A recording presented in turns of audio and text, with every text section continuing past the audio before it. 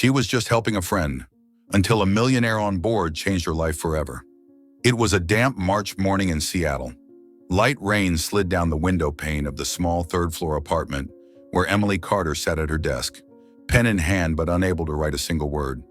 The manuscript for her new novel lay open before her, its blank pages staring back like a challenge.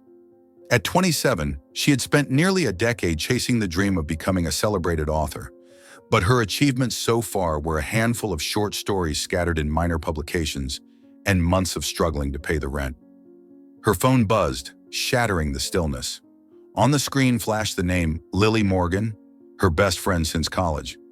"Emily, I need your help, now!" Lily's voice trembled, breathless. "My mom's just been in an accident in Portland. I have to fly there immediately. But I have a charter flight this morning from Seattle to New York, VIP client. If I miss it, I'll be fired." Emily frowned. "Lily, I'm not a flight attendant. I've never even served on a plane before. Just 2 days, out and back. I'll send you all the basic instructions. It's only one passenger, a busy businessman. All you have to do is serve drinks and be polite. Please, Emily. This is my job. I can't lose it." Emily fell silent. Their friendship had lasted over a decade, weathering plenty of storms, even though the thought of wearing a uniform and pretending to be a flight attendant made her nervous. Deep down, she knew she wouldn't say no. "All right," she sighed. "But if I mess this up, don't say I didn't warn you." "You'll be fine," Lily reassured. "And who knows, maybe it'll be fun."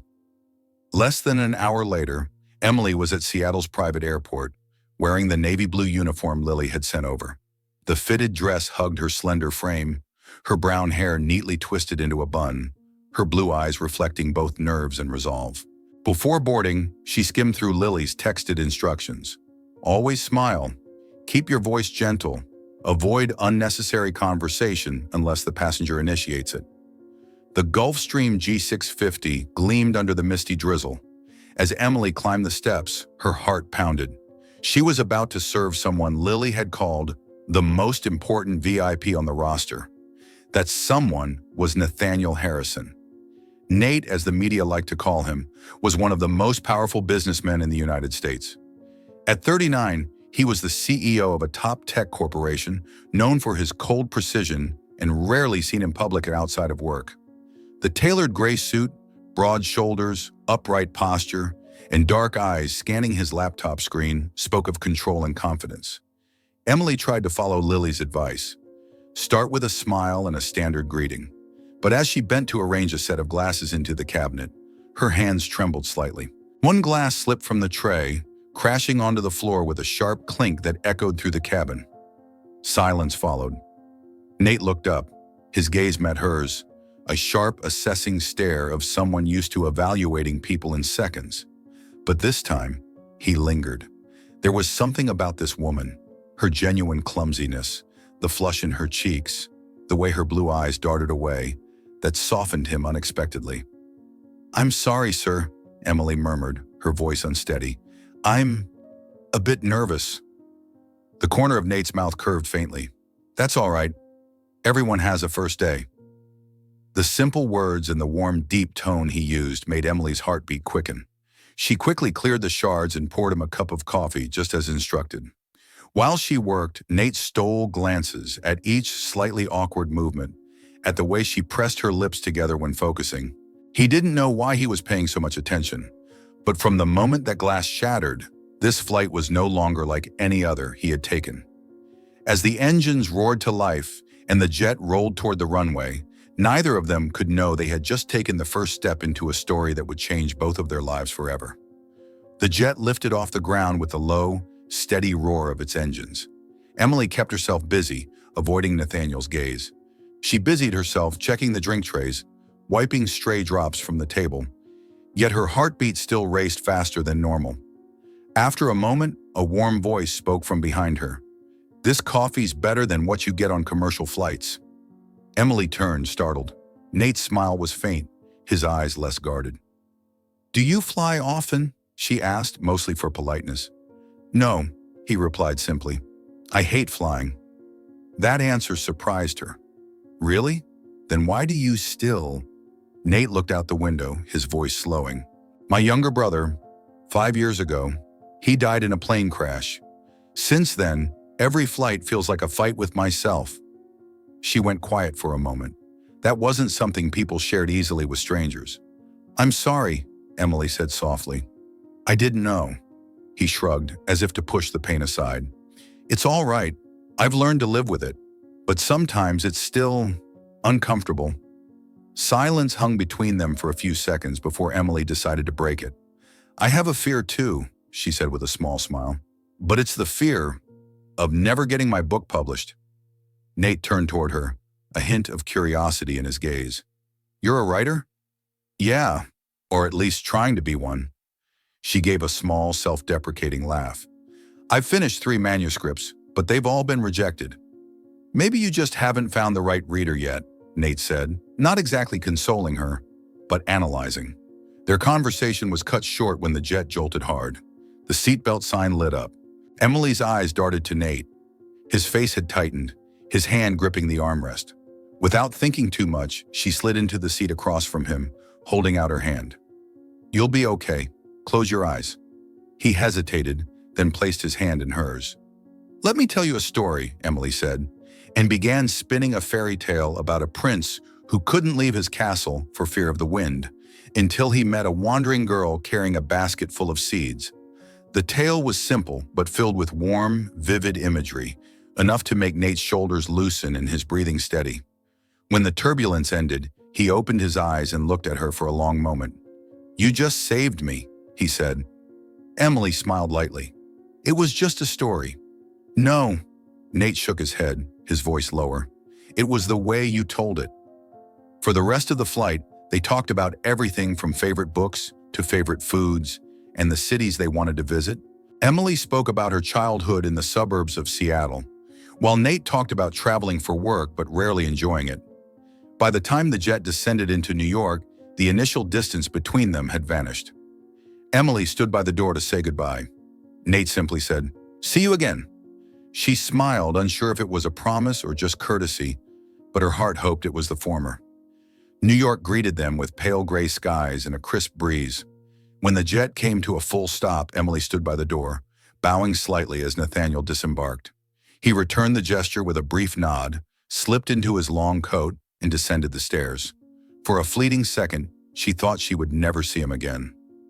Yet hours later, back in the small hotel Lily had booked for her to rest one night before flying home to Seattle, Emily found herself replaying Nate's faint smile and his, "See you again."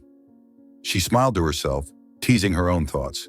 "Feels like I'm living in my own novel." What Emily didn't know was that across Manhattan, Nathaniel Harrison sat in his glass-walled office on the 50th floor, staring at his computer screen. Before him was the crew roster of the charter company. He located the name Lily Morgan, but the photo didn't match. The woman on that plane wasn't Lily. Curiosity quickly turned into an unexplainable urge. Nate called an old acquaintance, a private investigator who had once helped with corporate due diligence. "I need you to find someone," Nate said curtly. "The name I have is likely fake." "Anything besides the name?" "Blue eyes, brown hair, around 27, Northwestern accent, and..." Nate hesitated for a beat. "May she tells stories beautifully." Within 2 days, the investigator sent back a file. Emily Carter, freelance writer living in Seattle. A small personal blog with a few short stories, sparse social media presence, and the address of a coffee shop where she often worked. Nate didn't reach out immediately. He waited until the weekend, using a business trip to Seattle as an excuse to drop by the corner cafe. On that Saturday morning, the place was warm, with the scent of roasted coffee and the soft hum of jazz. Emily sat alone in the corner, a latte by her laptop. She didn't notice him until a tall shadow fell across her table. "Hello, Emily Carter," Nate said. She looked up, eyes wide. "Nathaniel?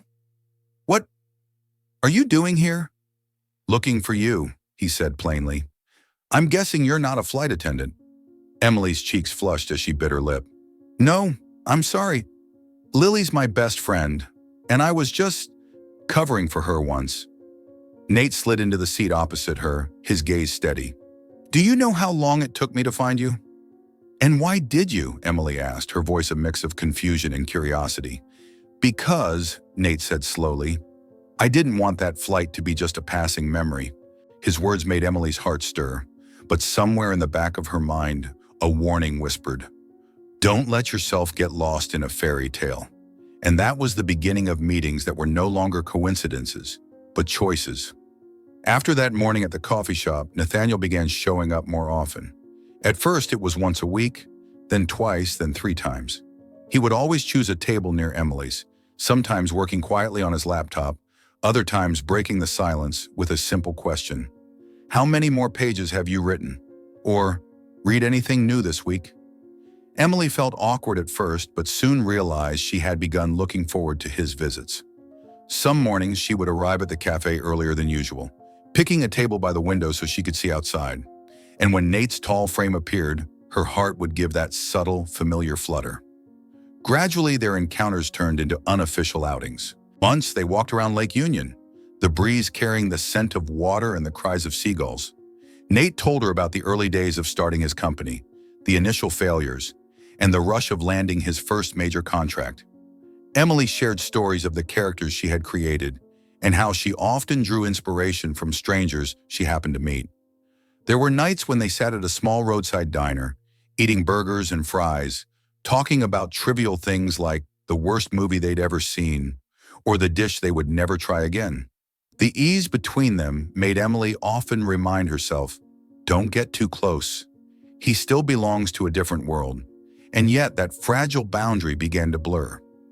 One evening as they sat reading at the cafe, the soft golden light spilling across the table, Nate tilted his head toward her, as if about to say something. But at that exact moment, Emily's phone rang. It was Lily. The moment passed, and they went back to talking about books. Then on a Monday morning, as Emily was about to leave her apartment for the cafe, her phone buzzed repeatedly. A text from a friend popped up. "Emily, have you seen the news this morning?" She tapped the attached link, and there was Nathaniel Harrison on her screen, alongside a smiling blonde woman. The headline read, "CEO Nathaniel Harrison engaged to Victoria Reynolds, heiress of Reynolds Financial." It felt like a stone dropping in her chest. Emily stood frozen in the hallway, eyes locked on the photo. Beneath it were details. The engagement had been arranged by both families and was set for late summer. It was as if an icy fist closed around her chest, squeezing until her breath came in shallow gasps. Her phone trembled in her grip, the edges digging into her skin, yet she couldn't let go. She didn't remember sinking onto the floor, only that the hallway seemed to tilt around her. She didn't go to the cafe that day. Her phone rang several times, Nate's name lighting up the screen, but she didn't answer. Part of her felt betrayed. Another part blamed herself for hoping for something that could never be. For the entire following week, Emily avoided all contact with Nathaniel. She buried herself in writing, but every sentence was haunted by the image from that news article. Meanwhile, Nate didn't give up. He came to the cafe every day, waiting for her to show up. But the table where they usually sat across from each other remained empty. On the 7th day, Emily received a short message from him. "We need to talk." The next afternoon, Emily agreed to meet Nathaniel at a small, quiet cafe by the river, where the sound of water lapping against the banks might soften the silences between them. She arrived almost 10 minutes early, choosing a table by the window. She wrapped her hands around a cappuccino she didn't drink, letting the warmth seep into her chest to chase away the cold that had settled there. When the cafe door opened, Nate stepped in. He wore a crisp white shirt under a charcoal coat, his tall frame impossible to miss in the intimate space.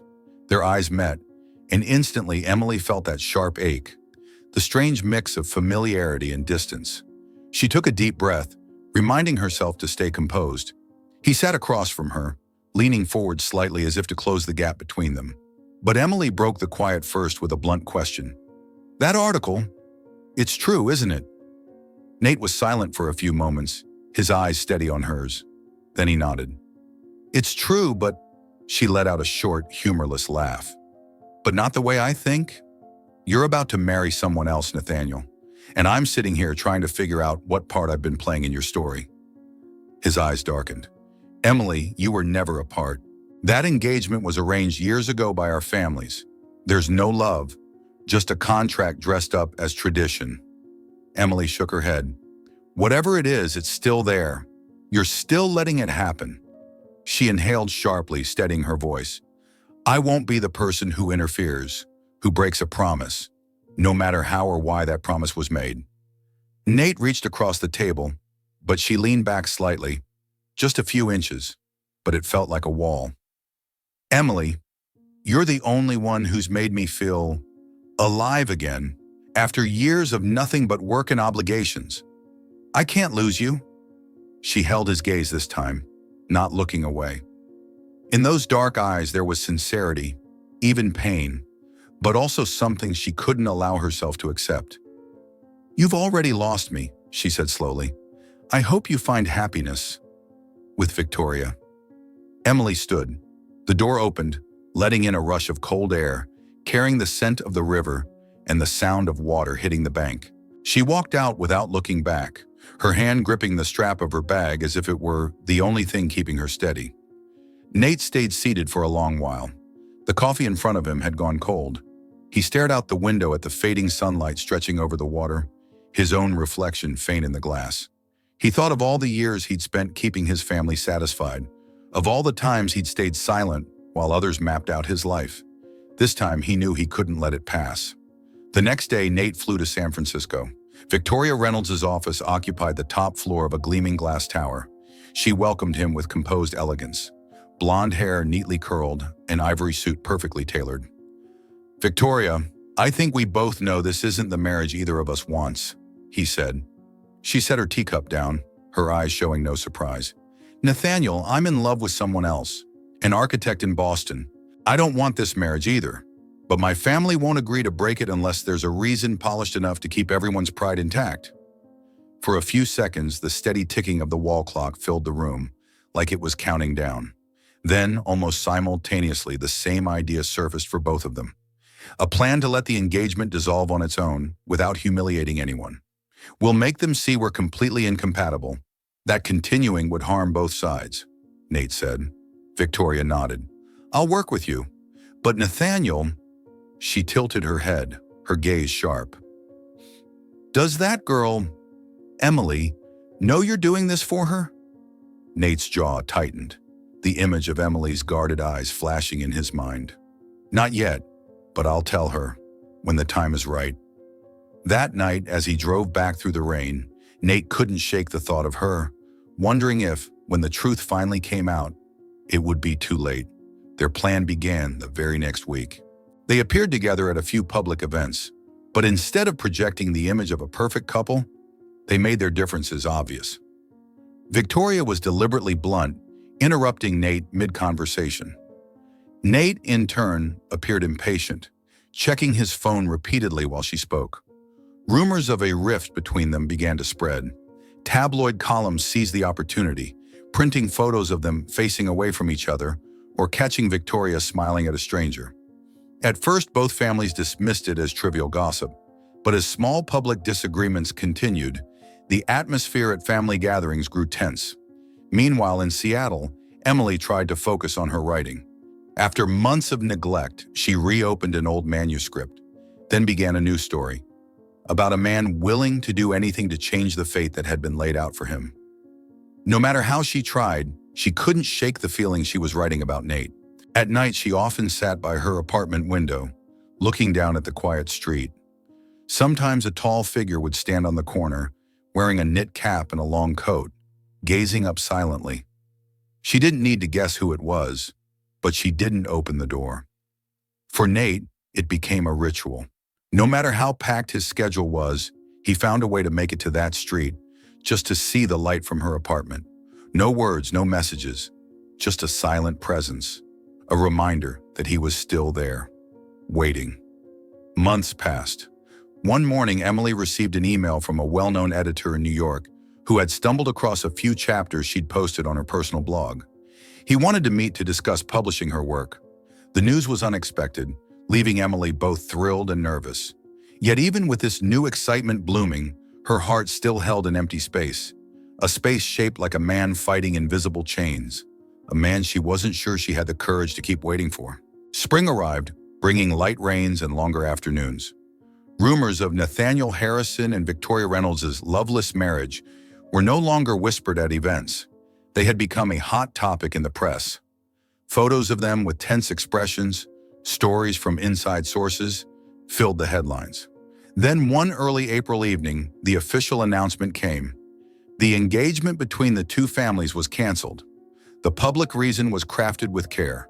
Both parties realized their goals and lifestyles were incompatible and have decided to part ways amicably, maintaining a friendship and business partnership. The media buzzed, but beneath the noise was a quiet sense of liberation. Victoria sent Nate a short message. "Good luck. Now it's your turn." That night, Nate stood outside Emily's apartment, as he always did. But this time, instead of just looking up, he stayed longer, phone in hand. His fingers hovered over the keyboard before he stopped himself. No? This time, he wouldn't send a message. He would say it face to face. Up on the third floor, Emily sat at her desk, the email from the New York editor still open on her screen. But she couldn't focus. When she glanced out the window, she saw the familiar figure, and her heart pounded like it had in those first days they met. She knew this time would be different. The knock on the door was deep and steady. Emily hesitated for a few seconds before rising. When she opened it, Nate was there, his breath mingling with the cool spring evening air. "You," she began, but the words caught in her throat. "I need to talk to you," Nate said, his voice low but firm. "The engagement is over. Nothing holds me anymore." Emily searched his face for signs of jest or uncertainty, but all she saw was truth. "Why are you here, Nate? Just to deliver the news?" "No, I'm here to tell you, everything I've done these past months was for you. Every meeting with Victoria, every rumor that spread, it was all to break free from a marriage I didn't want, so I could have the chance to stand here today." She stepped back, both to keep a distance and to protect her heart. "Do you think just saying that will make it all right? You made me walk away." Nate stepped forward, his gaze locked on hers. "I know, and I'll spend the rest of my life making it right if you let me. Emily, I don't need the reputation. I don't need the contracts. I need you." Silence fell between them. Outside, the wind whispered through the trees. Emily took a deep breath, feeling the anger and hurt ebb, replaced by a warmth she couldn't quite push away. "What will you do now that no one's dictating your life?" she asked. "The only thing I want," Nate replied. "Start over. With you." She looked at him for a long moment, then gave a small nod. Not full forgiveness, but a beginning. That nod shattered the last sliver of distance between them. Nate stepped closer, his hand brushing against Emily's cheek, fingers tracing lightly as if afraid she might vanish if he held too firmly. She didn't look away, her breath hitched, heart thudding in her chest. Her breath caught as his hand brushed the nape of her neck, warm against her cool skin. The faint scent of cedar clung to him, mingling with the rain-soaked air seeping through the window. When their lips finally met, the world outside seemed to fall away, the rain against the window, the hum of the city, until there was only the warmth of him and the steady thump of his heartbeat against hers. It wasn't a rushed kiss, nor a sudden burst of passion. It was an apology, a promise, and a declaration that after everything, they had found each other again. When they pulled apart, Emily felt as if she had stepped out of a storm, leaving behind all the confusion and hurt. A few days later, they went public with their relationship. Photos of them holding hands on the street appeared online, drawing a mix of curiosity, support, and criticism. But the greatest pressure didn't come from the public, it came from Nate's family. His parents, accustomed to socially equal matches, were far from pleased. At their first family dinner after the news broke, the tension was so thick that even the clink of silverware against plates seemed loud. Nate's mother looked Emily in the eye and asked bluntly, "Emily, do you think you can handle the life that comes with being by Nathaniel's side? This isn't simple." Emily stayed calm, replying, "I know, and I'm willing to learn." But his mother only pressed her lips together, saying nothing more. That night, Emily couldn't sleep. She realized brief words wouldn't erase years of expectation. She needed to show them her heart. So she sat at her desk and began a letter. About the first time she met Nate on the flight, about his fear of flying, about the hours they'd spent talking about books and dreams. She wrote that she didn't love Nate because he was a CEO or because of his wealth, but because he was the man who stood on a cold street night after night just to look up at her apartment. She ended the letter with a promise: to be a partner, not a burden. The letter was sent the next morning. The response didn't come immediately, but in the following visits, Nate's mother's gaze grew less severe. His father, a man of few words, began asking her questions about books and her writing. Acceptance came slowly but surely. Summer arrived, bringing golden afternoons that stretched across Seattle. Emily and Nate's relationship was no longer under harsh scrutiny. Nate's parents, though still holding a touch of reserve, had begun inviting her to family dinners without any uncomfortable questions. Emily could feel the change. The once watchful eyes now softened into casual inquiries about her writing projects and her upcoming trip to New York to meet an editor. She knew she hadn't won their full trust yet, but at least the door had opened. For Nate, it was a rare season of peace. He no longer had to play the perfect son at all times. Instead, he spent his days with Emily, mornings over coffee, evenings walking around Lake Union, weekends taking spontaneous drives to the coast. But amidst these moments, Nate had quietly begun preparing something important. One evening, while Emily was busy writing, he sat in the corner of the room watching her. Under the soft glow of the desk lamp, her brown hair fell over her shoulder, her face focused yet carrying that familiar gentleness. And Nate knew. It was time. New York in autumn was a tapestry of crisp blue skies and fiery red and gold leaves. Emily was in the city to meet her editor, but Nate had quietly planned something special. As the sun dipped below the skyline, he led her to the rooftop of an old, elegant hotel where the city lights stretched out like an ocean of stars. A table was set with white linens, flickering candles, and white roses scattered in delicate arrangements. Throughout dinner, Nate spoke as usual, but his eyes occasionally drifted, as though waiting for the right moment. When dessert arrived, he stood, walked to her side, and dropped to one knee. "Emily Carter," he began, his voice trembling slightly yet filled with certainty. "From the moment you walked into my life, everything changed. I don't want to be just a part of your story. I want to be the rest of it. Will you marry me?" Emily lifted a hand to her mouth, tears brimming in her eyes. Without a second thought, she nodded. Nate smiled, slipping a simple, elegant diamond ring onto her finger before pulling her into his arms, his voice a low whisper only she could hear. "You've made me the happiest man alive." Applause broke out from a few guests on the terrace, mingling with the muffled sounds of the city below. In the weeks that followed, they planned their wedding hand in hand, choosing flowers, tasting cakes, laughing over music playlists late into the night.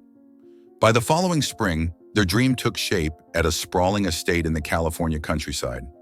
Lavender and white roses lined the aisle, the soft sunlight casting everything in a warm glow. Friends, family, and even colleagues who had witnessed their story came to celebrate. As Emily walked down the aisle on her father's arm, Nate waited at the end, his eyes locked solely on her. Their vows were simple but heartfelt, sealing their promises with a long kiss amid cheers and music. After the wedding, they launched the Harrison Carter Literacy Foundation, dedicated to bringing books to children in underserved communities. Emily oversaw creative writing and reading programs, while Nate handled fundraising and expanding their network. One afternoon, while Emily was organizing books in the foundation's storeroom, she called Nate over, placed his hand on her stomach, and smiled. "We're going to need more children's books. Very soon." Nate froze for a moment, then wrapped her tightly in his arms, his smile breaking into pure, unguarded joy. In that moment, they both knew a new chapter had truly begun, a chapter written not just in ink, but in the steady heartbeat of a growing family. In her mind, she could already see it, a small pair of hands turning the pages of a worn picture book, Nate's voice reading aloud while she watched from the doorway. The house would smell of coffee and rain, and somewhere in that warmth, their story would keep unfolding.